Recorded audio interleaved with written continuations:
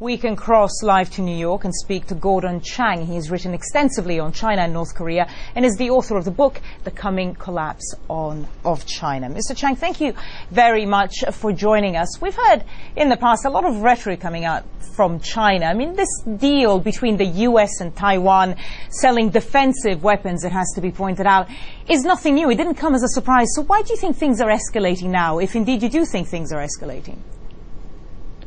Things are certainly escalating because this whole matter about Taiwan is important for not what occurred, but when it occurred. It occurred in the midst of a lot of tension. After Google, after Copenhagen, after all of these trade disputes.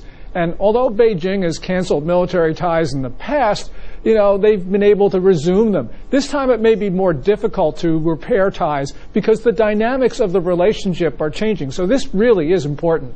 But a lot of these issues aren't necessarily deal breakers. I mean, there's Google, there's the upcoming meeting that Barack Obama has announced with the Dalai Lama, and again, the Taiwan weapons, it's defensive weapons.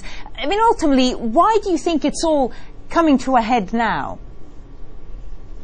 There are a couple of reasons. Part of it is because Obama tried to be very conciliatory during his first year with the Chinese. He made a lot of rhetorical concessions that I don't think he really knew the significance of what he was saying. But the Chinese clearly had a very different take on what Obama said. And then Obama starts to do things that the Chinese didn't think that he would do. I think that it's really important right now because the Chinese are trying to force Obama into a box, and Obama is just not going to take it. So there's this frustration on the part of Beijing because they thought they had these understandings, and of course they didn't. And so that's, I think, a big part of the problem right now. And the Chinese are very aggressive and very proud and they think they own the century and the U.S. is in terminal decline. Well, guess what? It's not.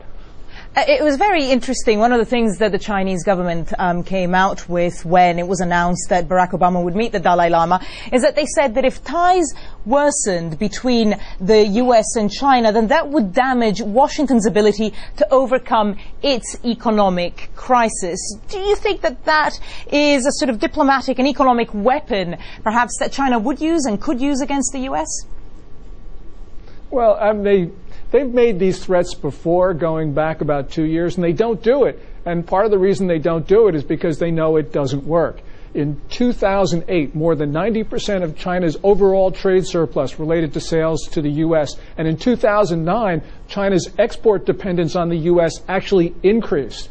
When China's exports declined 16.0% for the entire year, but exports to the U.S. declined only 12.5%. So the U.S. is becoming much more important to China's export-dependent economy.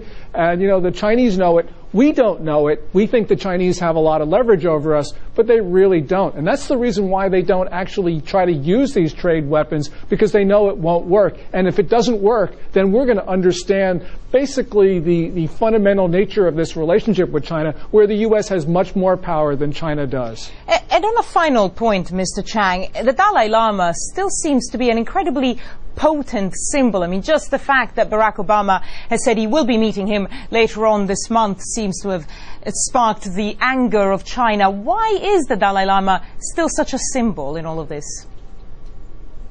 Well, people who live in democracies don't really fully understand the importance of words and symbols to autocrats.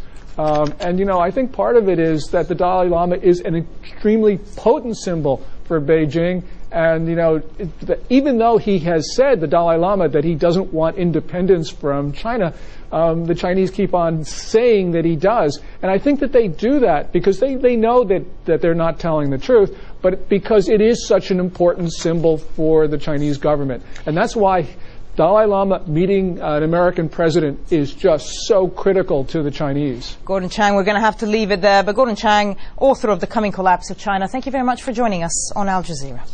Thank you.